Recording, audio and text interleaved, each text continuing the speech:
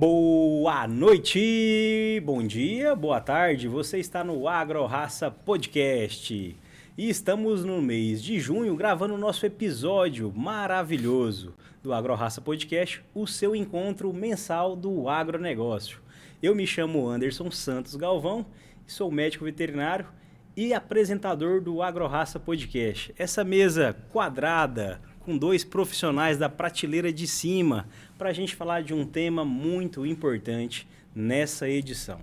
Então fique com a gente até o final, já encaminha também esse podcast, esse episódio para mais pessoas, principalmente da pecuária de leite, né? O nosso tema de hoje é o período de transição na pecuária de leite. Isso mesmo, se você quer saber mais sobre o que significa o período de transição, para você pecuarista de leite, que já entende do assunto, já é expert, fique com a gente também, porque eu tenho certeza que informações relevantes aí para a sua atividade vai sair dessa mesa aqui. Então, sejam bem-vindos, Juliano, André, Amos, né? A gente está muito feliz de receber vocês aí. Se apresente para os nossos convidados, a palavra está com vocês. Bom, boa noite. Obrigado, Anderson, pelo convite, para a gente estar falando um pouquinho aí de pecuária leiteira. Bom, meu nome é Juliano Castro, eu sou médico veterinário, formado aqui em Rio Verde, na UniRV. Trabalho com assistência e consultoria em gado de leite já há 12 anos, já há quase 13 anos. E é isso, estamos aí agarrados, né, na luta. Maravilha.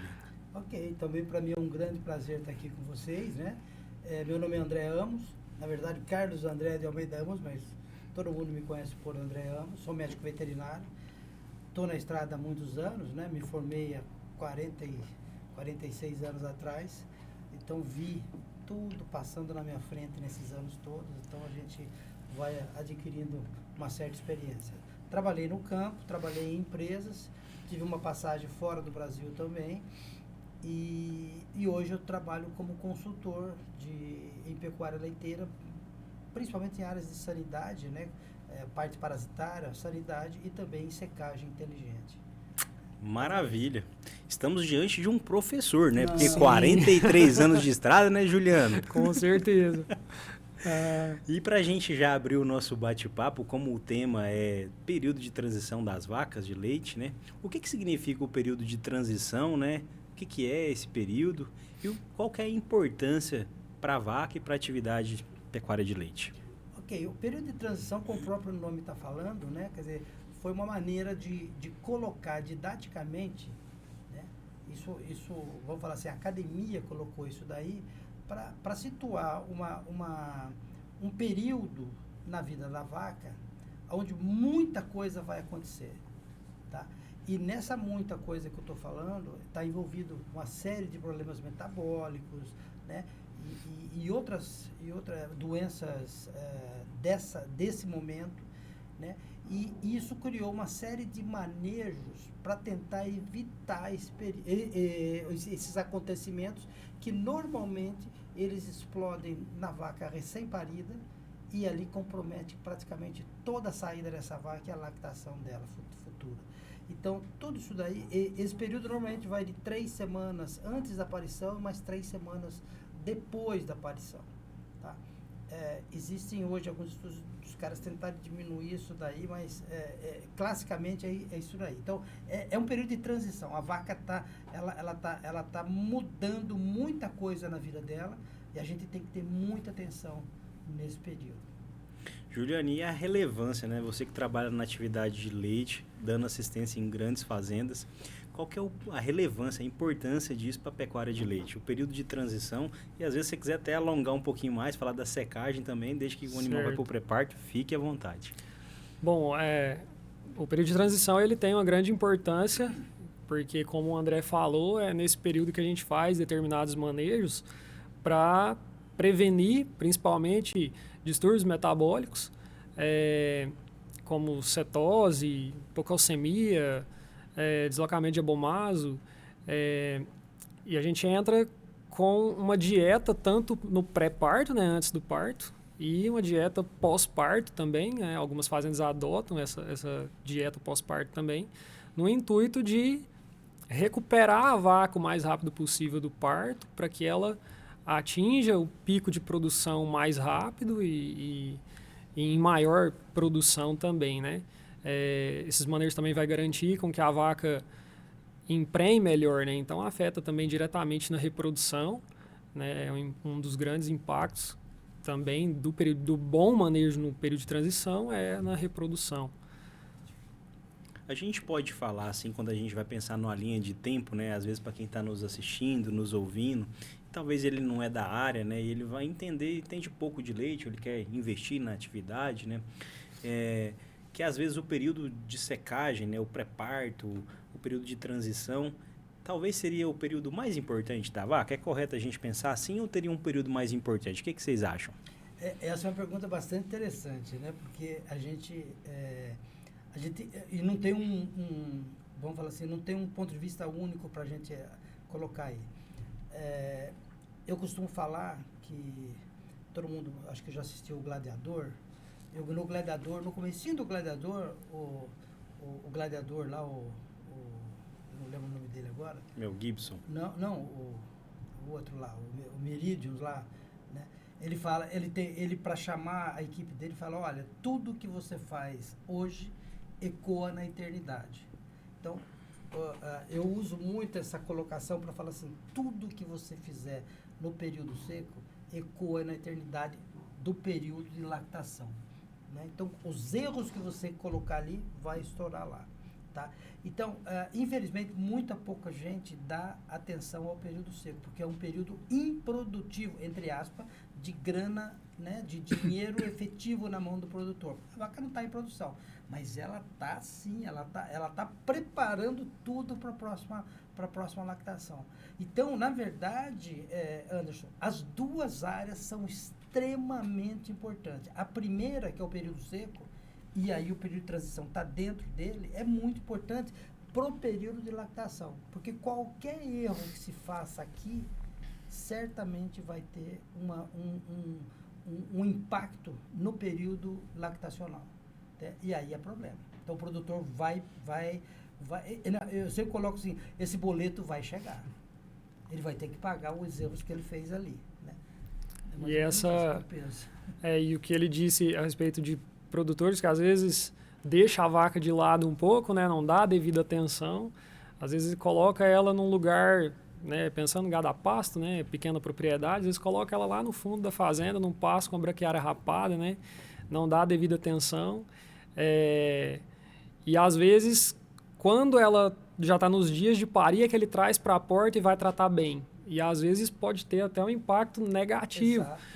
Porque ele vai começar a tratar bem dela a partir daquele momento ali que já está no final. Esse bezerro às vezes vai crescer de uma forma mais rápida, ela vai ter uma distocia, né? Vai ter um parto complicado ali, que aí vai afetar negativamente tudo depois, né? Em termos de infecção uterina, até mesmo a produção, né? Vai afetar e vários outros eventos. Exatamente.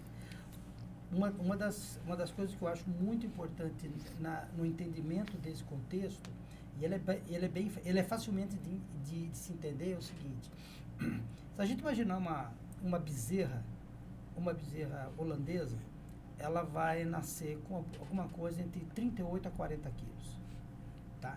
Desses 38 a 40 quilos, ela só vai ter um crescimento grande, ou seja, 75% dele vai ser durante o período, os últimos 3 meses.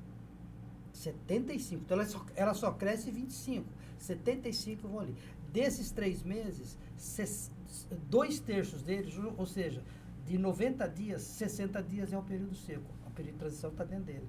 Ou seja, se eu dividir em 3 esses 40 quilos, ela vai ganhar 30 quilos nos últimos 3 meses. 30!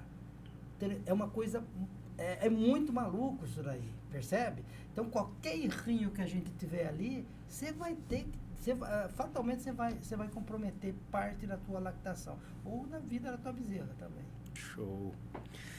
E a gente está falando hoje, no ano de 2025, que as produções estão cada vez maiores, né? Talvez isso não é uma realidade de norte a sul do nosso país, porque existem várias pecuárias de leite, né? em cada região, em cada estado. Mas é correto dizer que a vaca de hoje, ela não é a vaca do passado, e essa vaca de hoje, a gente fazer uma comparação com essa vaca do passado, o período de transição e o período de secagem, né? A gente hoje seca com vacas com produção mais altas, né? Qual que é um paralelo que a gente consegue fazer aí, vou buscar na linha do tempo aí, Juliano e André? Bom, a vaca, ela mudou, né? De muitos anos, né? Para cá, ela vem mudando, né? A gente tem atuado de uma forma agressiva em melhoramento genético, buscando vacas altamente produtivas, apurando as raças. É claro que a gente tem alguns cruzamentos, né? Mas pensando, às vezes, em raça pura, a gente busca sempre essas altas produções, né? E pensando nutricionalmente também, hoje já tem questão da eficiência alimentar, que é uma coisa que a gente olha nos touros, enfim, várias coisas que fazem com que essas vacas, a cada geração, vem melhor, né? Cada geração de bezerras nascidas vão ser vacas bem melhores que as mães, que as avós, e mais exigentes. Então, quanto mais exigentes elas são, mais a gente tem que estudar e ir atrás de conhecimento mesmo para tentar burlar todas essas necessidades e exigências que as vacas têm, né? Não, bem isso mesmo. Eu acho que só para complementar com um dado interessante, tem um trabalho publicado em 2015 nos Estados Unidos, mas é aplicável tranquilamente no Brasil, guardadas as devidas proporções. Ele compara uma curva de lactação de uma vaca de 1975, e essa data é muito familiar para mim, porque foi o ano que eu entrei na faculdade, com uma vaca de 2012. Ele publicou esse trabalho, acho que em 2015. Então, o que ele viu? Na curva de lactação das duas vacas holandesas, né? Ou seja, holandesinha do jeito que a gente sabe, preta e branca, barriguinha branca, cauda branca, os 4 pés brancos, ou seja, holandesa, não tem o que falar. A vaca de 2000, a gente está secando vaca hoje com 10 meses, ou seja, 305 dias, com que era o pico dela, da mesma vaca, tá, holandesa, que era em 1975. Então, isso, quando a gente fala de ruminante, de um animal de grande porte, a gente, quem é muito da cidade ou que não convive com o nosso meio, não tem ideia da coisa fantástica que é isso. Por quê? Se você pegar uma geração de aves, né, entre nascer o pintinho e morrer o frango que você vai comer, é 43 dias. Um suíno, um pouco mais, 100 e poucos dias e tal. Mas um bovino, para você fazer isso daí, e nesses anos, é uma coisa descomunal em termos de ciência. Lógico que foi agregado um monte de tecnologias para fazer essa vaca produzir lá. Tá? Então, e eu uso muito isso, a tua colocação, Anderson, para mostrar para o produtor e muitos técnicos também que a vaca não é mais a mesma. Então, se a gente vai numa fazenda e pergunta, como é que você trabalha o período seco? Como é que você seca a tua vaca? Ah, eu faço como meu pai fazia. Já começou errado. Ou como meu avô, piorou mais ainda. Por quê? Porque esse animal tem hoje desafios monstruosos, porque ele está numa produção muito grande e tudo que o produtor fez na vida dele inteira foi para aumentar a produção de leite, tá? E essa vaca respondeu. E ela não consegue hoje parar mais. Então, quando chega no dia da secagem, ela sofre e o produtor sofre junto, tá? E pode dar problema ali. Então, a vaca realmente mudou. A vaca realmente mudou. Não tem o que discutir. É outro bicho, é outro animal hoje. Só pra gente, hoje nós estamos com a globalização da internet, né? Quando a gente fala que a vaca mudou, ela continua sendo ruminante, ela continua produzindo leite. A gente está brincando aqui de uma forma, assim, de técnicos, né? E quem é do ramo sabe o que eu estou falando, que a vaca realmente ela evoluiu muito, né? Ela evoluiu muito. E até pegando esse gancho de evolução genética desses animais, eu gosto de falar sempre assim que nós lidamos com vacas atletas, né? Ela não pode estar muito gorda, a gente tem que tratar bem dela da recuperação, da bem-estar, né? Descanso na hora certa, né? Então, eu gosto de sempre pensar que a vaca ela é um bicho atleta, um atleta, né? Pensando que é nessa evolução e que é um animal atleta, Na visão de vocês como técnicos, que vocês assistem muitas fazendas, vocês acreditam que o produtor ele está dando a devida importância para o período de transição? Você acha que ele tem espaço ainda para melhorar, né? Como que é a visão de vocês? Eu acho que sim, tem espaço para melhorar. Muitas fazendas já têm feito o dever de casa bem feito, umas estão correndo atrás para fazer, mas ainda tem algumas fazendas que a gente tem que ainda conscientizar os produtores e levar esse conhecimento e fazer ele entender a necessidade. Né? E é papel nosso como consultor, né? Levar essas informações, né? E prestar essa consultoria para o negócio dele rodar de uma forma mais eficiente, mais rentável, né? Então, acredito sim, que ainda tem oportunidade ainda para ser feita aí, para mexer em muita coisa. Tecnicamente, eu concordo inteiramente com o Juliano. Tecnicamente, a gente tem muito chão ainda para evoluir. Nós já evoluímos bastante. Realmente existem fazendas hoje que um primor de você ver como eles trabalham com essa parte de vaca de período seco, transição, e também de bezerras. Foi muito esquecido essa parte, né, desse trabalho nesse tipo de animal. E a razão mais simples era, esse animal não me traz, teoricamente, na cabeça, não me traz uma lucratividade imediata. Ou seja, você não tira leite dela, você vende e ganha dinheiro. Então, foi deixado meio que de lado. Então, muita coisa veio acontecendo. Uma outra coisa que a gente não pode tirar é que a terra, a propriedade está mudando de mão, tá? Existe hoje uma entrada de novos produtores, tá? Não é que gente que estava em outra área veio, não, é gente da própria fazenda mesmo, né? A substituição familiar, tá?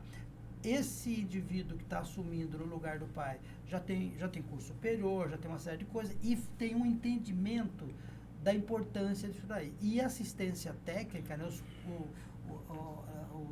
os consultores, os veterinários de campo, tudo, eles estão mais ou menos no mesmo contexto, trabalhando isso daí. Então, isso vai dando um suporte muito grande. É lógico, ainda a gente tem produtores muito tradicionais, que são mais arredios, vamos falar assim, a essa chegada das tecnologias, tá? E ele refuta, mas na medida que ele entende as tecnologias, principalmente manejo, tem coisas assim muito simples que a hora que você consegue colocar na cabeça do produtor e ele muda, ele tem um impacto em produção que aí ele fala, poxa, mas como é que eu não pensei isso há muitos anos atrás? E são coisas simples, ajustes, um tuning, vamos falar assim, um ajuste muito simples, tá? Então, eu vejo essa importância por aí, né? Então, a vaca, e ela nos fala, né? A vaca fala, a gente só tem que entender o que ela está falando. Mas ela te dá todas as coordenadas para o que ela gosta, por que ela não gosta, aonde ela se sente bem, aonde ela não se sente, e ela te responde isso daí com produção, né? Então, eu vejo bem por aí. Não, parece simples do jeito que eu estou falando, não é, tá? Mas também não é tão complicado. É abrir um pouquinho mais a cabeça e discutir com pessoas.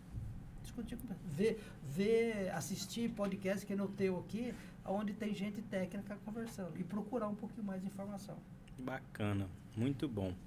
Pensando, estamos falando logo de período de transição, mas secagem acaba que ela está ali do lado, né? Não tem jeito da gente esquecer de falar dela, porque ela tem um impacto também no processo, né? O que significa secagem? Às vezes a pessoa que está nos assistindo, nos ouvindo, fala, o que ele está falando, né? Não entendo isso, né? O que significa o período seco da vaca? Né? O que é secagem e qual que é a importância para a vaca? Certo. A secagem é encerrar a lactação da vaca, né? A vaca, ela produz, em média, 10 meses, 1 ano. E depois a gente tem que, ao final desse período, a gente tem que secar esse animal. Geralmente o que determina essa secagem é a prenhez, que ela já carrega na barriga, né? Então, geralmente 60 dias antes do parto, desse parto previsto, né? a gente faz essa secagem, né? Encerra a lactação dela, né? Então para de ordenhar. E a gente faz alguns manejos nessa secagem, né? Com uso de antibióticos, né? Intramamários, né? Antibióticos intramamários, para evitar possíveis mastites durante esse período seco, né? Então, esse período é fundamental para ela ter esse descanso, até para formar um colostro novamente, para produzir esse colostro de qualidade boa para a próxima cria que ela tem na barriga, né? É isso. Exatamente. O Juliano está me deixando muito assim, à vontade para falar, porque ele já comenta bastante coisa, mas é exatamente isso que o Juliano está falando. O período seco, e aí é uma outra área que a gente vê também que se deu pouco valor, mesmo a academia estudou pouco, e quando estudou, fazia grupos de vaca nos estudos, que não eram grupos feitos com períodos secos diferentes para avaliar. Não, eram vacas que tinham problema e eles formavam os grupos e isso dava mais problema ainda na hora de você concluir um estudo. Tá? E agora não, agora já se sabe muita coisa, né? O processo de secagem foi discutido e o período seco já vem discutido desde 1800, tá? E ele nos anos 40, 30, 40, estabeleceu seus tradicionais 60 dias, baseado na necessidade de comida durante a guerra, tá? Mas ainda não tinha tanto conhecimento técnico, vamos falar, da glândula mamária, né, e do período. Mas foi uma coisa empírica que os produtores começaram, mas tinha gente que fazia menos, a gente fazia mais, mas não tinha nenhuma informação científica. A partir daí começa, tá? Mas essa parte é muito importante. Por quê? Porque, na verdade, a lactação que vai iniciar, ela não inicia no dia que a vaca pariu. Você tem que entender que o início da lactação é no dia que você secou ela da lactação anterior. Justamente. Então, quer dizer, se você fez algum erro ali, e eu vou falar alguns agora, você vai ter o efeito, né, lá atrás. É o lance do gladiador lá. Quer dizer, ela vai reverberar no futuro. Vou dar um exemplo muito claro, muito claro. É muito comum o produtor hoje, para diminuir leite, ele trabalhar sobre dois parâmetros de produção de leite. Um é a ordenha e o outro é a comida. São os dois principais, né? Então ele diminui comida, às vezes até água, e essa vaca está gestando uma bezerra, tá? Isso não se faz. Ela começa a queimar gordura para manter a produção de leite, e ela não produz leite para nós, ela produz leite para a bezerra dela. Nós que vamos lá e pegamos, né? E isso traz transtornos metabólicos, tá? A mesma coisa, aquele leite que fica acumulado lá, de alguma forma, ele vai ter que sumir daquele úbere. E quem faz isso são células da linhagem branca, ou seja, células de defesa. Então, e ela em 20, 30 dias, na primeira fase do período seco, ela vai lá, essas células glandes vão lá para englobar e absorver a parte sólida do leite. Só que a hora que ela faz isso, ela sai do mecanismo principal dela, que é a defesa. Então, o úbere, nesse momento, está indefeso, imunologicamente. Então, quando você pega, isso é um trabalho científico lindíssimo, quando você pega os casos de mastites que ocorrem nos primeiros 100 dias, 60% deles foram contraídos na primeira semana do período seco. Por quê? Porque a vaca está imunologicamente incompetente, tá? Então, e é onde mais dá mastite são os primeiros 3, 4 meses aí. Então, daí você vê a importância disso daí. Então, é muito importante para o produtor que essa vaca seque bem, confortável, né? E com bem-estar, tá? E com todos os manejos desses procedimentos que o Juliano bem falou, de qualidade de úbere, né? Em termos de proteção antibiótica, essas coisas, para que isso não se agrave lá, né? Mas os produtores estão muito, e os técnicos estão muito já mais preparados, vamos falar assim, para esses momentos pós a secagem, né, do antibiótico e tal, mas aquele momento crítico da secagem ainda é meio complicado, mas ele tem que fazer uso de algumas tecnologias, sem dúvida nenhuma, para melhorar isso daí, para evitar outros problemas no futuro. e só fazer um parênteses, às vezes eu deparo com alguns funcionários, aconteceu, acho, nesses anos todos meus de assistência, funcionário achar que o que seca a vaca é a bisnaga antibiótica, é o selante. Exato. Não, o que seca a vaca é você parar de ordenhar ela. Né? Você vai parar de ordenhar, ela vai encher o úbere de leite, a célula vai entender ali que ela não tem que produzir mais o leite. E aí ela vai parando de produzir até ter uma secagem completa, né? Então, é só um parênteses mesmo, que tem muita gente que acha isso, que a bisnaga que vai promover a secagem, né? É o antibiótico ali que vai promover. Não, na verdade, o antibiótico é só para evitar essa mastite, essa possível mastite que ela pode ter, né? Essa contaminação durante esse período seco. Boa fala, Juliano. E isso é muito comum mesmo.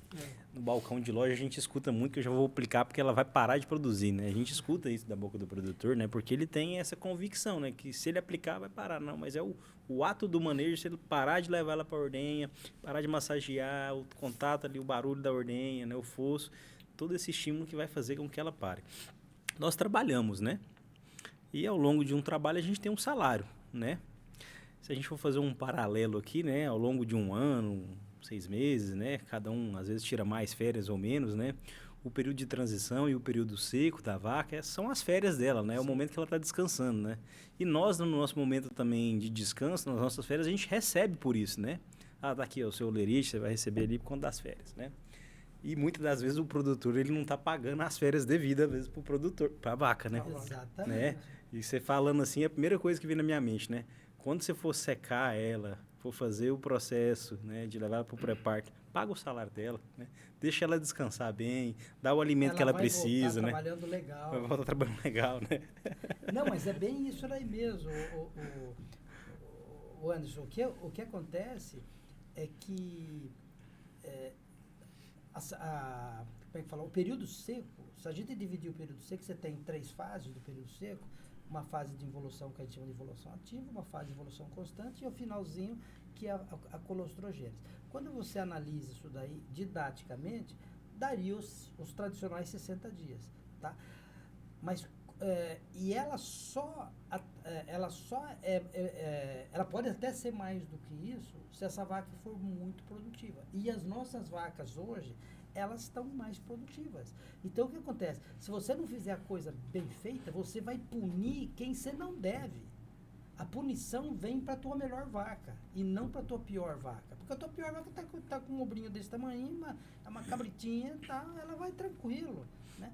Eu sempre costumo falar que eu acho que Deus, quando fez a vaca, e ela fez, como um mamífero, fez para ela produzir leite para a filha dela. A filha dela está ultra contente com 8, 12 litros de leite. Não precisa produzir 40, 30, né? Mas isso é um business, é um negócio, tá? E essas vacas estão secando hoje com uma litragem muito alta. E você não consegue mais puxar o breque de mão dessa vaca. A não ser que você faça algumas coisas que não são legais para essa vaca, né?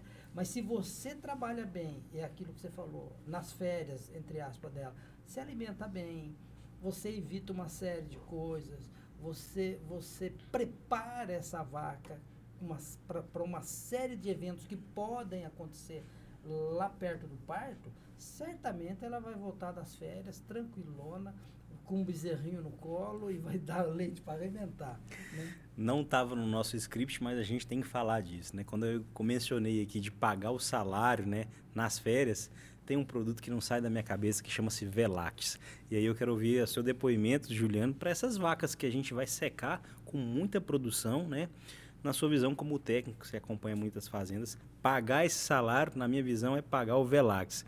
Vale a pena pagar esse salário? Vale a pena, vale muito a pena. Acho que quando a Seva lançou o Velax, eu fui um dos primeiros, eu acho, dos técnicos a usar e continuo usando até hoje, assim. Eu sou fã mesmo da tecnologia e entrou, assim, para ficar, porque realmente promove mesmo a secagem. Já sequei vacas acima de 40 litros e você aplica o produto, depois de 5 dias, 6 dias, já estão com o úbere, né, bem murcho, bem seco mesmo, né? Então evita todo aquele estresse, né, daquele engurgitamento, aquele desconforto, aquele incômodo da vaca. Então você leva bem-estar para ela e ajuda também a evitar essas contaminações que pode vir causar mastite.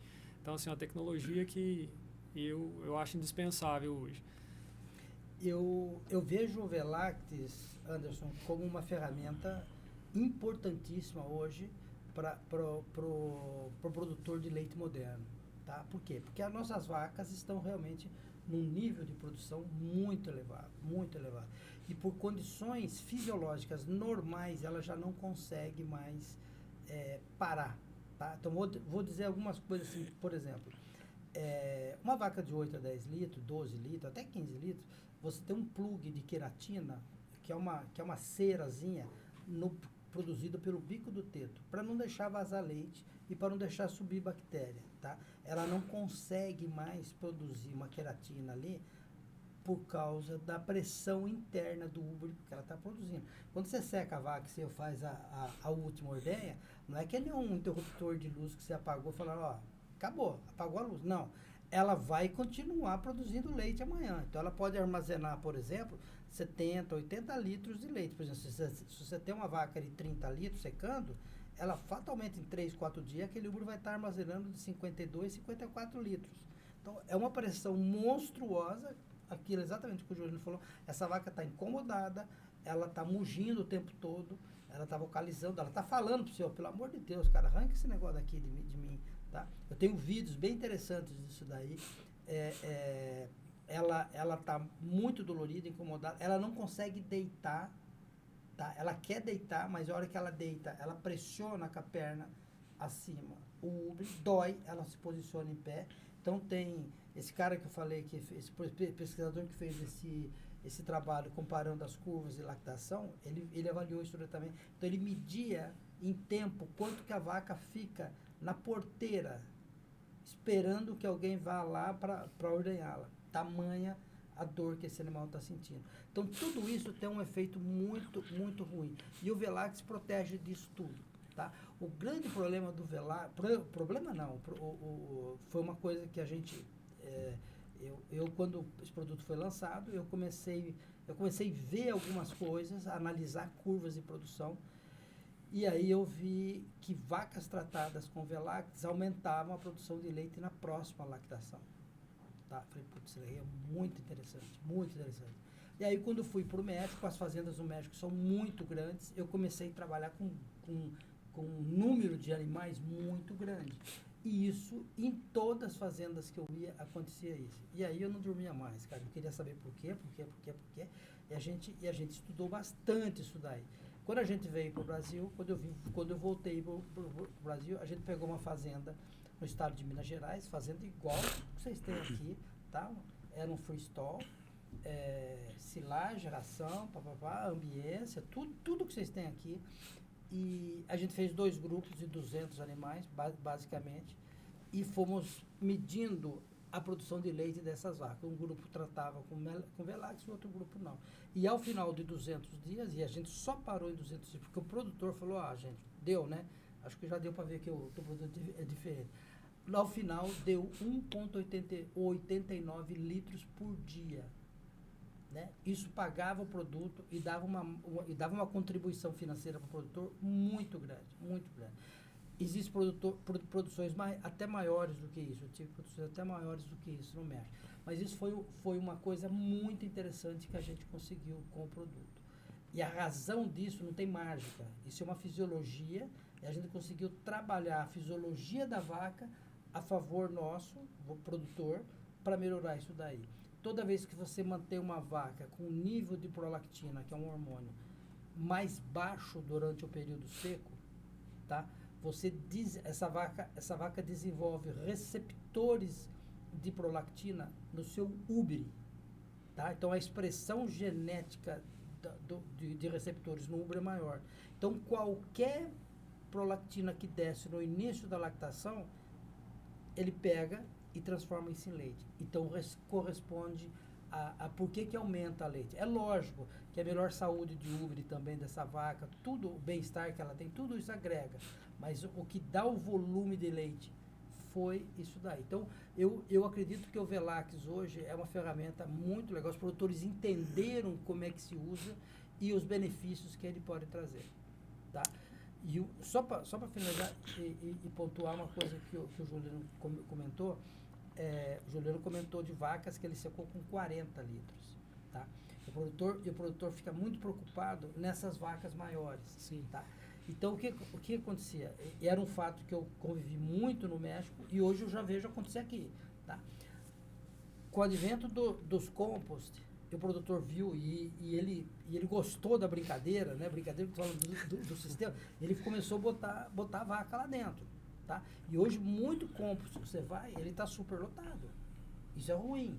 Tá? Então, chega um ponto que você tem que tirar a vaca com 8, 9 meses de lactação, porque você tem vaca parindo para entrar no sistema. Então, ele tem que secar essas vacas de 9 meses de lactação, não completou 10 ainda. Essas vacas estão lá em cima. Eu lembro que eu sequei vaca com 60, com 65 litros nessa condição. Tá? Então, eu fiquei muito mais tranquilo hoje de falar exatamente como o Juliano falou. Né? Seca mesmo.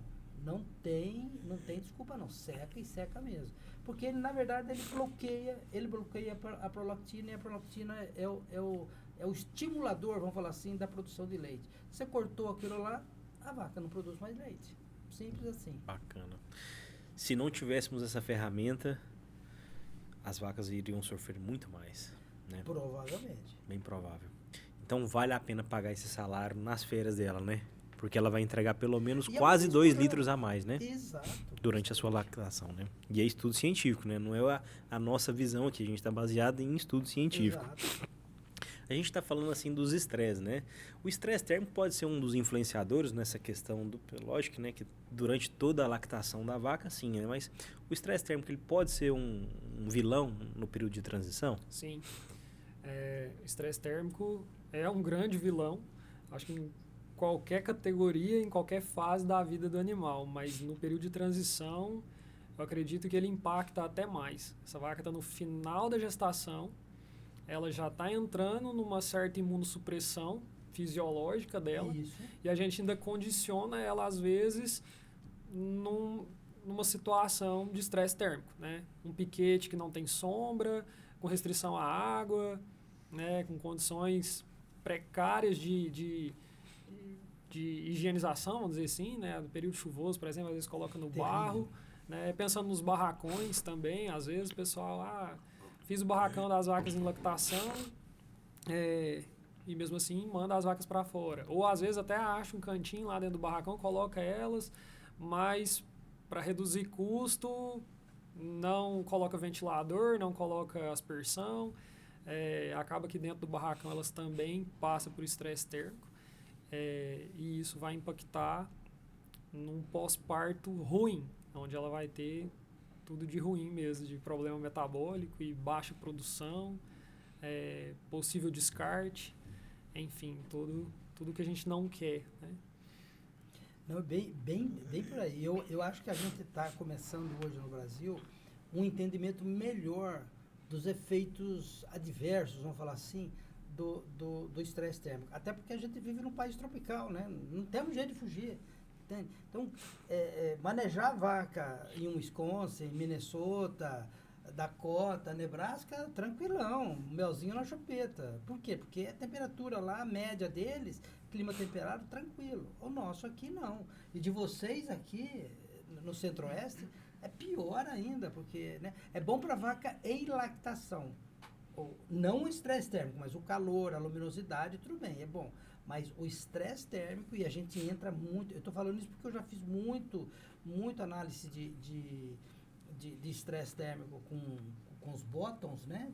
Que você mede a temperatura da vaca de 5, 10, 15 segundos, né? Depois você analisa, você vê. As vacas passam grandes períodos do dia submetidas a estresse, às vezes mesmo com o sistema de ambiência, tá? E isso, fatalmente, você tem problema de consumo de matéria seca, a vaca diminui. É que nem a gente, né? Quer dizer, se você quando ficar no solão, você perde fome, você quer beber água, você quer ficar num cantinho, e às vezes não tem, porque, como o Juliano falou, a ambiência estava só para as vacas em lactação, não para as vacas secas. O produtor pega e tira e joga ela num outro pasto, às vezes com muito barro, na época de chuva, fica um negócio terrível. Tá? Então, elas entram em processo de ambiência.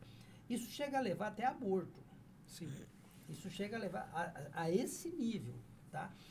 E existem hoje estudos que mostram que a bezerra que está na barriga dela, se a mãe sofreu estresse térmico, ela é comprometida, e se um dia essa bezerra parir uma bezerra, a neta dela, a neta da vaca, também vai ser comprometida. Entende? Então, é um negócio doido. Tá? Então, o lance realmente é você manter a ambiência. A gente nunca pode esquecer que essa vaca veio de uma área de clima temperado. Ela é holandesa. Ela não chama holandesa porque alguém achou bonito. Não, ela é da Holanda mesmo, daquela região da Frísia lá. Então, e lá não tem esse calorzão nosso aqui. Tem calor, mas não desse jeito. Tá? Então, a gente consegue, tem que dar uma certa condição para ela, para que ela mostre todo o seu potencial genético. Graças a Deus, o que a gente está vendo hoje, principalmente em leite, tá? É que os produtores estão tomando consciência disso, fecharam as vacas, depois fecharam o gado seco e agora está fechando todo mundo, inclusive a recria. Sim. Tá? Então, é essa a tendência. Por quê? Porque outra coisa, você fechou a recria, você deixou uma área enorme para a produção de comida. Tudo bem que você vai ter que dar essa comida lá, mas você segura, ou se você controla muito mais um monte de problemas que você ia ter se você deixasse a pasto. Verdade. Né? Então, isso é muito difícil. Agora, imagina um gado europeu sem nenhuma condição como é que fala assim, de enfrentar algumas situações. Né? Você pega um holandês e põe ele no pasto e aqui carrapato aqui cresce que nem tiririca. Aí você tem doenças parasitárias, você tem tristeza. Então tem uma série de coisas que vem uma coisa atrelando a outra. Então, o fato hoje de você estar fechando esses animais e dando ambiência, tranquilo, isso daí. E isso tem mostrado até em termos estatísticos, por exemplo, o número de produtores está caindo, o número de vacas está caindo, mas a produtividade dessas vacas, o leite está aumentando. Uai, não tem mágica nisso. Essas vacas estão produzindo mais porque estão tendo mais condição. Simples assim. Verdade. E pensando num produtor de 10, 15 vacas, né? Um produtor, né, pequeno, né, que muitas das vezes vive ali da atividade, ele faz um queijo, vende na feira, né? É uma realidade muito grande no nosso país, assim, né? Tem um rebanho lá de 10, 20 cabeças, né? Quais práticas, Juliano, que você acha que ele deve implementar assistindo esse podcast aqui para ele levar essa dica, né, de período de transição, que ele dá para ele implementar na fazenda dele, pensando, né, em período de transição? O que você poderia falar para ele de dicas que ele pode implementar dentro da realidade dele, né? Acho que a primeira coisa é não restringir a alimentação. Não levar ela para um lugar longe da porta, deixar ela o mais perto possível, não restringir a alimentação. Fazer alguns manejos básicos de algumas vacinações, né? Alguns manejos sanitários ali, pensando numa boa produção de colosso para a bezerra dela. E o mínimo de ambiência possível, né? Um lugar sombreado, com fácil acesso à água, e lugar limpo, confortável para ela ter um bom parto, né? Acho que é o mínimo. E na maioria das vezes o produtor, às vezes tem informação, ou alguns não têm de fato, né? Ele vem dando uma ração de lactação, né? O que muda, assim, né, na questão da alimentação para essa vaca, né? Ele tem que dar um alimento diferente? O que ele pode mudar aí? Então, hoje a gente tem as dietas, as rações aniônicas, né? Que a gente fala, que são dietas para evitar esses problemas metabólicos, principalmente hipocalcemia, né? Que é a febre do leite, a eclâmpsia, né? Então, é uma opção que o produtor tem de investimento, é uma ração mais cara, mas eu não vejo como um gasto. Acho que é um investimento, ele vai estar investindo na vaca dele. Então, investir também numa dieta mais fibrosa, né? Se tiver uma segunda fonte de forragem, pensando no produtor que tem um gado confinado, né? Talvez seria interessante também, né? Principalmente no pós-parto depois, né? Acho que são todas as ações válidas aí. Bacana, show de bola.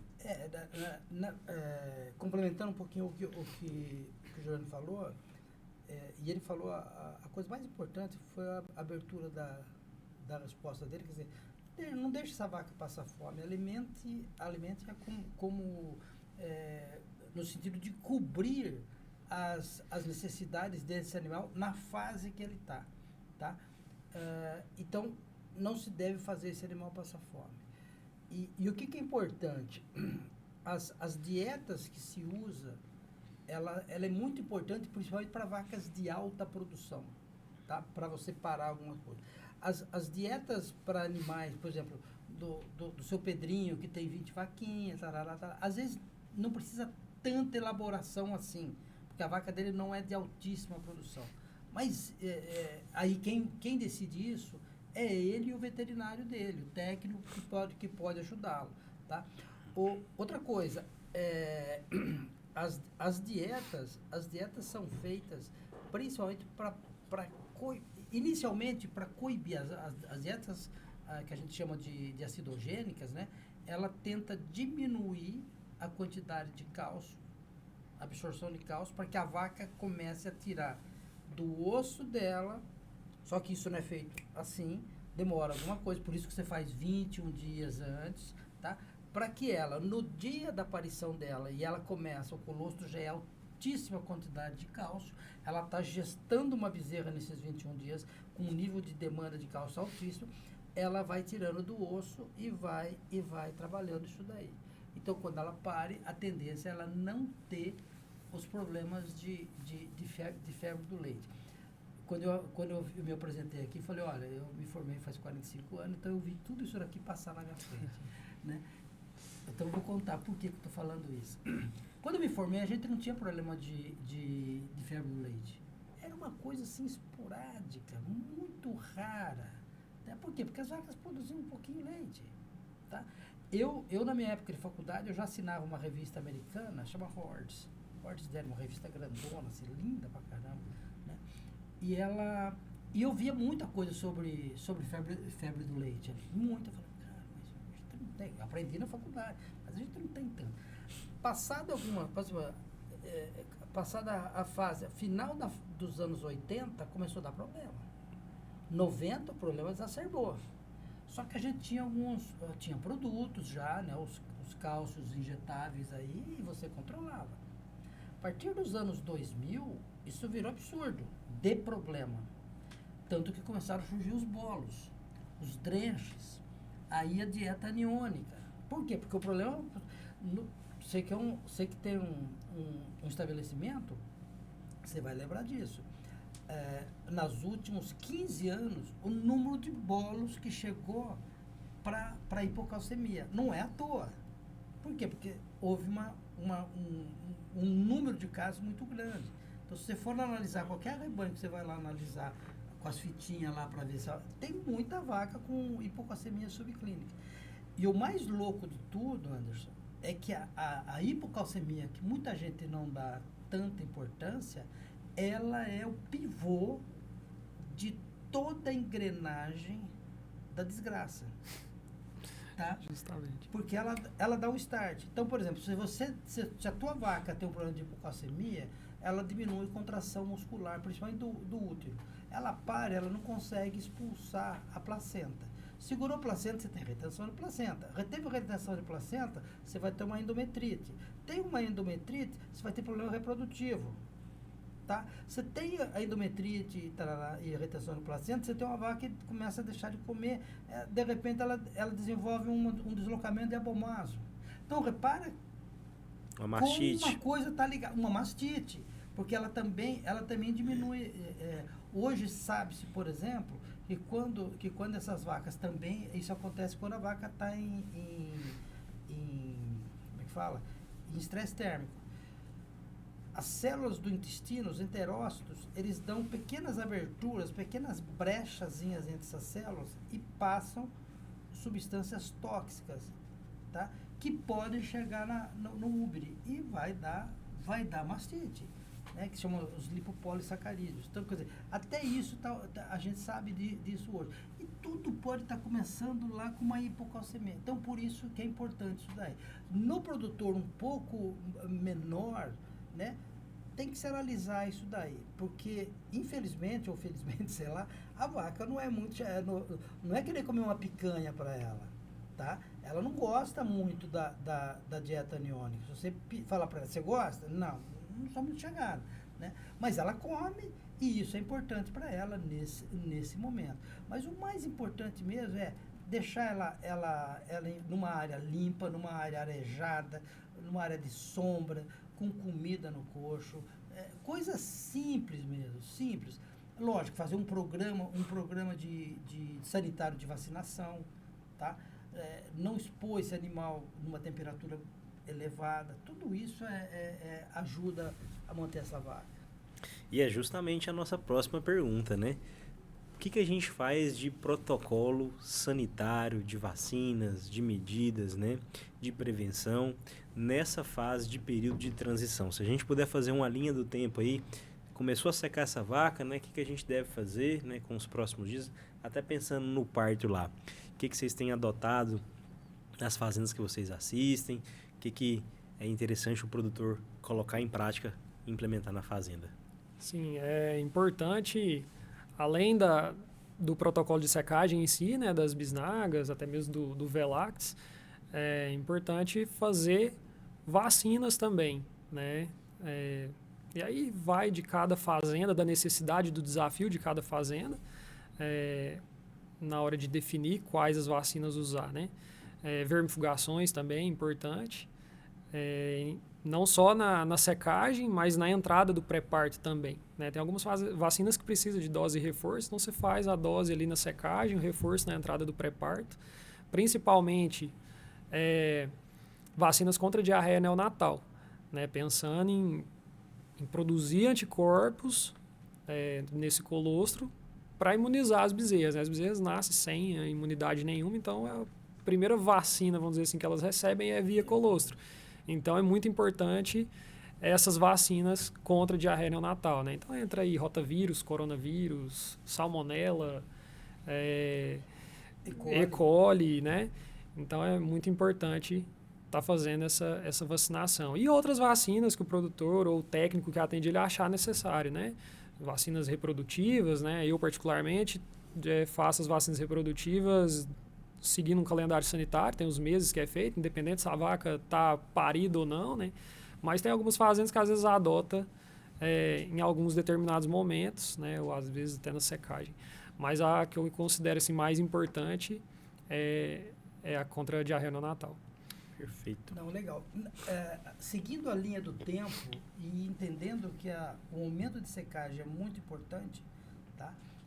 Em termos de manejo, essa vaca, à medida que ela vem chegando no parto, né, ela não precisa de uma dieta energética, tá? Porque ela está deixando de produzir leite. E o dia que ela para de produzir leite, ela entra numa dieta de vaca seca, como o Juliano falou, mais fibrosa, menos energética, mais proteica, mas não energética, porque ela não tem mais que produzir leite.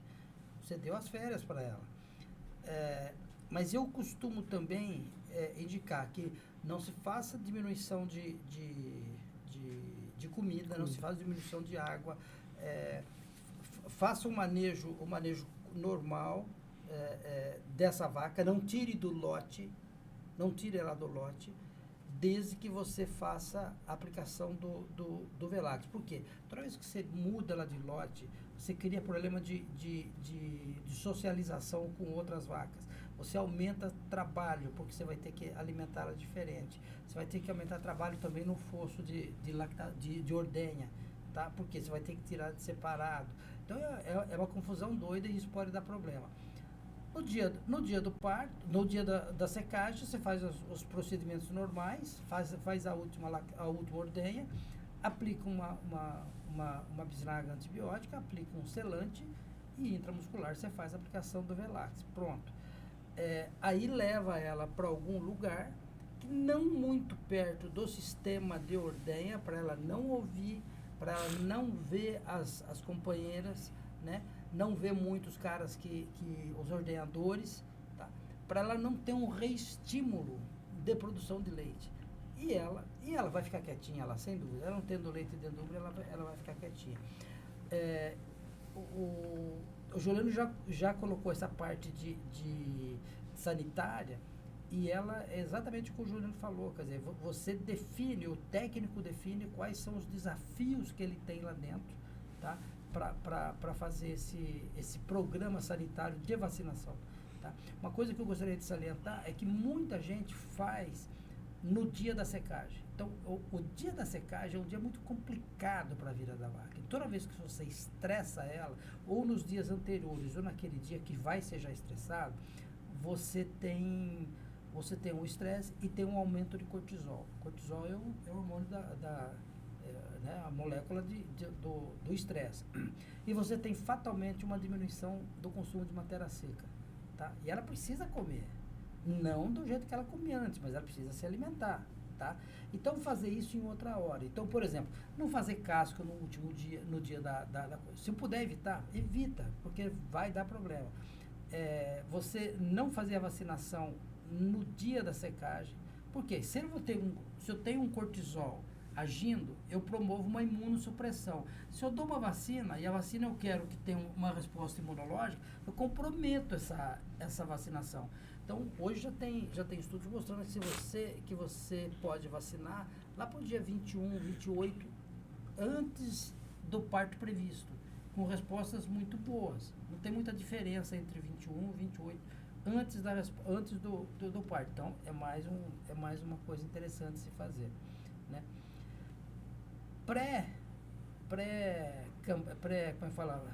No pré-parto, uma coisa muito interessante é o seguinte: se você fizer a alimentação dessas vacas pré-parto, tá, no período da tarde, essas vacas têm tendência a parir no outro dia de manhã, não parir à noite. Por que eu estou falando isso? Porque aí você à noite, normalmente, a maioria das fazendas não tem ninguém para atender a bezerrinha que nasce. E ela tem que mamar colostro o mais rápido possível. Se essa bezerra parir às 10h30, 11 horas, ela só vai tomar a primeira mamada lá pelas 6 horas da manhã, entre 5 e 6 horas da manhã. Se você fizer a alimentação, o fornecimento da comida no final da tarde, para as vacas pré-parto, a tendência é elas parirem no outro dia de manhã. E aí você tem o dia todo, a rapidez de você dar o colostro o mais rápido possível. Mas basicamente eu acho que é isso. Outra coisa importante, o Juliano colocou também, é importante. No final da gestação, a vaca tem uma imunossupressão fisiológica, é dela mesma, ela está preparando para o parto, cortisol aumenta, o bezerro começa a soltar cortisol, depois é ela que solta para preparar todo o canal do parto. Só que esse cortisol, de um lado é bom, do outro você tem uma imunossupressão. E aí as verminoses podem fazer gracinha, então é importante você fazer um controle parasitário aí. Show. Falamos de manejo, falamos de boas práticas de alimentação, sanitária. Chegou num ponto que a gente está caminhando para o nosso final, mas é uma pena porque o bate-papo aqui tá tão bom que se a gente quisesse falar ainda de pré-parto, falar mais desses próximos dias depois que ela pare, né? As 3 primeiras semanas que são decisivas. Mas qual que é o impacto das pessoas em tudo isso que a gente falou, né? Porque a gente falou de tecnologia, de usar uma molécula moderna como o Velax. Falamos que as vacas elas estão com uma genética muito mais avançada do que nos tempos antigos, né? Mas aí a gente vai colocar o fator humano, né? De tudo que a gente está falando aqui, né? De período de transição. Na visão sua, Juliano, qual que é o impacto das pessoas para aplicar tudo isso que a gente falou, né?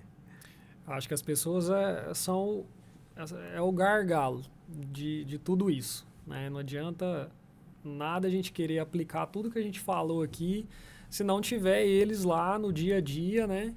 Para estar colocando tudo isso em prática. Então, é papel nosso também como consultor, estar ali orientando, treinando, né, e esclarecendo as dúvidas que eles têm para estar executando todas essas tarefas, né? Então, é importante que eles tenham consciência, né? Não é simplesmente chegar e mandar fazer, mas é importante que eles tenham consciência do que eles estão fazendo, né? Para que a partir daí eles façam bem feito. E isso vai desde o tratador das vacas, né? Que tem que estar atento às dietas. Por exemplo, vou dar um exemplo.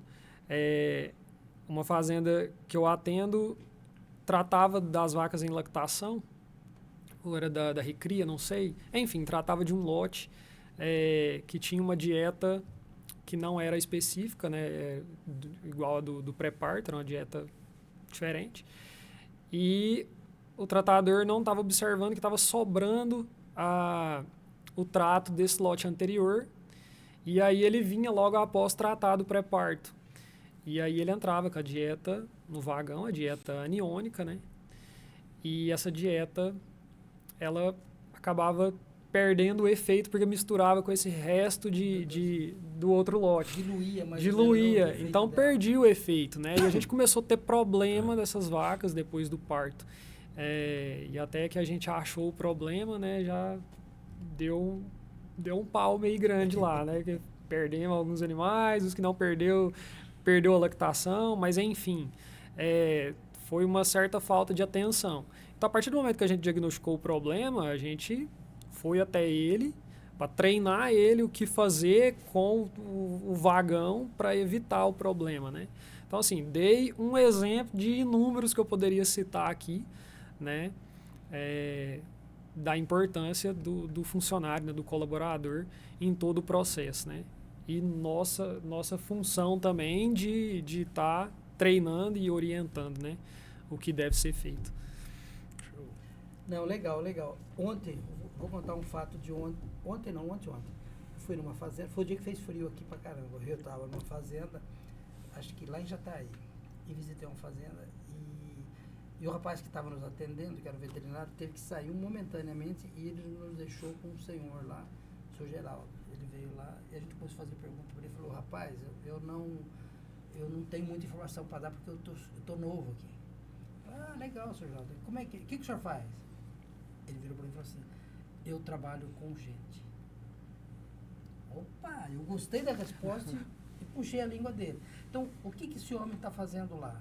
Ele anda o dia inteiro ajustando... Que nem isso aí que você está contando, Juliano, exatamente isso. Assim, ele tem uma visão do todo e ele tem uma sintonia muito fina de cada área, né? Ele pode, em tese, ele conhece muito de vaca também, mas ele não mexe com as vacas, ele mexe com as pessoas. Eu estava conversando com os meus parceiros, que meus companheiros, que falei, cara, eu fiquei entusiasmado de ver uma situação dessa. Por quê? Porque olha a importância que o produtor está dando para um cara, né, para um profissional que ele contratou faz um mês e pouco, para trabalhar funções, né? E então isso que o Juliano falou é verdade. Às vezes você tem muita coisa muito bem feita, mas se o ser humano que está ali naquela posição fizer alguns errinhos, e às vezes não é nenhum erro, como é que eu posso assim, intencional, né? É falta de treinamento. Dele. Aí você treina ele, faz a evolução de conhecimento dele, e a coisa se estabelece bastante bem. E às vezes são pequenos ajustes.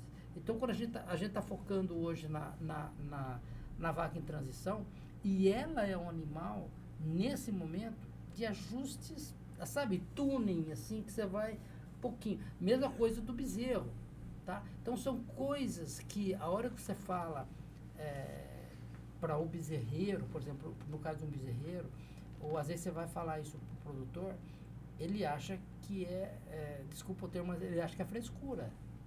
E não é.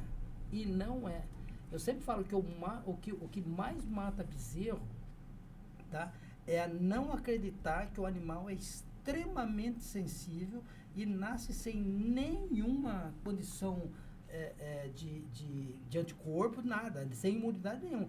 Se você pegar um bezerrinho e pegar um ser humano, o ser humano está tranquilão, muito mais forte. Por quê? Porque ele mama. Ele mama não, ele recebe via placenta um mundo de anticorpo. O bezerro não. A placenta do bezerro é diferente da vaca, do ser humano, da mulher, e não passa. Então ele tem problema. Mas são ajustes pequenos que se você fizer, se você treinar a tua equipe e a pessoa, o legal é o funcionário entender a importância dele no sistema. A hora que ele cai em si, ele fala, puxa, eu sou importante aqui, cara. Entende? Então, e realmente é. Então, o ser humano, a gente vê um mundo de tecnologia que está chegando. Nossa, você vê assim, hoje você tem um robô para tirar leite, hoje de vaca, hoje você tem equipamentos que você põe lá, a bezerrinha vai lá, mama a hora que ela quer, tudo bem, mas se não tiver um ser humano por trás disso daí para controlar, isso é um investimento doido, e se você não ficar muito de olho, você perde dinheiro, tá? Então tem que ter a importância desse homem lá na frente. E importante também os líderes, né, que são envolvidos no processo, que seja o dono da fazenda, que seja um gerente, um encarregado. A importância dele também é muito bacana, assim, porque ele tem o papel de conduzir esse funcionário. Às vezes é ele que tem que estar treinando, nós como consultores vamos na fazenda, orientamos e tal, mas quem está no dia a dia e tem que acompanhar é esse líder, que tem que fazer junto com ele, pôr ele para fazer, acompanhar e depois deixar ele fazer sozinho e monitorar de longe. Então, acho que essa gestão ela é muito importante. Eu vejo muito produtor, ou até mesmo gerentes, fica esperando muita proatividade do colaborador. E eu falo que proatividade é um bônus que o cara carrega com ele, né? Então, é papel desses líderes estar de cima mesmo, orientando e treinando, né? Fazendo todo esse acompanhamento com o colaborador. Bacana. Pessoas é o gargalo e é também o desafio e é a solução. Né? Sim. São os três juntos. É os três juntos, né? É o desafio da gente treinar, mas é também a solução da gente usar as tecnologias ao nosso favor, né? Meus amigos, deixe uma fala final para quem está nos assistindo, nos ouvindo. Desde já quero te agradecer, viu, Juliano, pela sua disponibilidade em aceitar o convite. Você também, viu, André? A casa está aberta aí para a gente fazer outros episódios. Da minha parte foi muito bom a gente estar junto aí, mas deixa uma fase final, algum conceito, algum conselho que você queira falar dentro de transição, né, da pecuária de leite. Ok, eu finalizo aqui primeiro agradecendo o convite. Casualmente, eu estava por aqui trabalhando essa semana aqui em Rio Verde, né? A gente se encontrou e de pronto já aceitei. Eu gosto desse tipo de diálogo, né? Mas assim, a mensagem que eu daria a qualquer produtor, seja ele pequeno, grande, médio, é que a produção leiteira é um desafio. Ela está num desenvolvimento muito legal no Brasil hoje, tá? E agora ela merece um entendimento, uma abertura para o entendimento maior, tá? A tecnologia, os usos das tecnologias é inevitável, isso é irreversível, vamos falar assim, tá? E o produtor vai mais hora ou menos horas se deparar com elas, porque vai bater na porta dele, entende? Então, ele tem esse entendimento que isso é muito legal. Analisar, lógico, sempre, ver os prós e os contras, ver onde que ele está, ver o que é o investimento dele, mas acima de tudo, quando a gente falar de investimento, nunca fazer isso de uma maneira única. Não, o investimento é esse, mas eu posso estar ganhando isso, tá? Então, ver o retorno, a taxa de retorno de qualquer investimento. Outra coisa, investir em relação às vacas, investir em programas sanitários, investir em manejos interessantes, instalações e principalmente que hoje é a bola da vez, em ambiência, tá? Eu acho que esses pontos é muito importante. E, acima de tudo, o cara ou a equipe que vai estar gerindo isso daí. Então, treinamento é uma coisa constante, Eu tenho 70 e eu leio todo dia estudo científico, leio, me preparo, ou vejo o webinar, vejo uma série. Eu vi outro dia o teu aqui, fiquei ultra contente, né? Porque eu fico procurando também. Entende? Quer dizer, então, agora, eu tenho essa ansiedade de conhecer coisas, de ver coisas, né? E de entender isso daí. Então, eu acho que o produtor tem que ter esse feeling para ir atrás dessas coisas, que eu acho que é muito legal. E a hora que ele começa a implementar, ele vai ver que ele vai encontrar atalhos que vai levar ele numa produção maior e ele vai ficar mais tranquilo com isso. Verdade. É isso aí, o André falou tudo aí. Acho que o produtor tem que buscar informação, né? Acho que nós temos as redes sociais aí, que eu acho que é muito mais fácil hoje em dia, né? Ir atrás de informação. Tem inúmeros técnicos, as lojas, como a sua, por exemplo, que tem pessoas capazes de levar informação, de levar soluções para dentro das fazendas. Então, eu acho que é isso. O produtor tem que buscar informação, procurar entender, porque existem inúmeros modelos de criação, né, de produção de leite. Então, é ele entender a necessidade da atividade dele e buscar os investimentos necessários para a atividade dele ser rentável, né? Então, eu acho que a mensagem que eu passaria era essa. Não tem uma forma mágica, né? Tem adaptação, assim, ajustes para cada coisa. Um dado interessante, há uns 3 semanas atrás, a gente fez um simpósio e eu trouxe um colega para falar sobre estresse térmico. E ele colocou um dado interessante. Eu falei, poxa, se todo mundo sabe que isso é importante, ele falou assim, por que ninguém usa? Ou usa pouco? Aí ele falou assim, será que falta informação? Ele falou, eu entrei numa IA, numa inteligência artificial, e coloquei lá, pedi para ela me dar assim um número de quantos estudos existem aproximadamente hoje em relação a estresse térmico em vacas leiteiras. E tem mais de 10.000 estudos. Então, não é falta de informação. Não é. Então, o cara fala assim, mas eu não sei. Não, pera lá, bonitão. Tá aí na mão. Se você for atrás, você acha. Entende? Ou se você pegar para o teu veterinário, ele vai atrás e vai saber como conduzir isso daí. Então, e isso, eu diria assim, guardar as proporções, vale para todas as áreas da criação. Verdade. Entende? Tem muito trabalho, tem muita ciência hoje, né? Então, a época da gente curar bicho com erva de Santa Maria e fumo já passou faz muito tempo. Então agora a gente tem que estar na tecnologia. Simples assim. Maravilha. Foi um prazer a gente dividir mesa juntos aqui. Juliano, que é cria da UniRV, a gente estudou na mesma universidade, ver o quanto você se desenvolveu como profissional, né? E falar de você com 70, né? Não sei pro Juliano, mas para mim, assim, Nossa, pra mim é isso dá uma honra, né? Porque com 70 anos, buscando essa vontade aí de estudar, mastigar, esse apetite por artigos científicos, né? Pelo menos não sei o Juliano, mas eu fiquei até envergonhado aqui, que eu tô precisando de estudar até mais, eu né? Eu já fui melhor nesses estudos, já fui melhor. Mas de verdade foi uma honra, um prazer dividir mesa com vocês. Espero em Deus aí que Deus nos proporcione mais oportunidades. E é isso. É isso aí. Você que nos assistiu até o final, compartilhe esse vídeo. Você que é da pecuária de corte, mesmo que às vezes você não é da pecuária de leite. Eu costumo dizer que é o seguinte, a pecuária de leite é especialistas. Pecuária de leite não é para qualquer um, é para especialistas. Então você da pecuária de corte que está passando por aqui, assiste esse conteúdo, que isso vai gerar conteúdo para você. E você, meu amigo da pecuária de leite, tem certeza que você tem que compartilhar esse vídeo no grupo dos seus colaboradores, no grupo que você está na sociedade, porque saiu muitas informações relevantes aqui nesse bate-papo. E o desejo do nosso coração, que arde do desejo da AgroRaça, é que esse conteúdo seja relevante para você, onde quer que você esteja. Deus abençoe todos vocês. Nós encerramos aqui. Até a próxima.